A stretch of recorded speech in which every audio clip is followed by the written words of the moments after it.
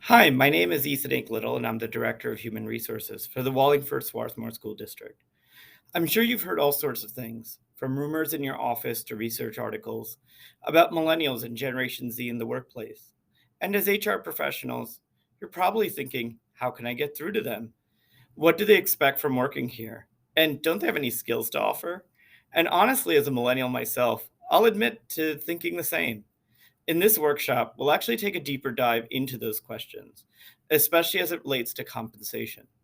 We all know the labor market is changing, not just because of the COVID-19 pandemic, but because of larger social and economic forces in our society, forces that have shaped the experience of millennials and Generation Z employees.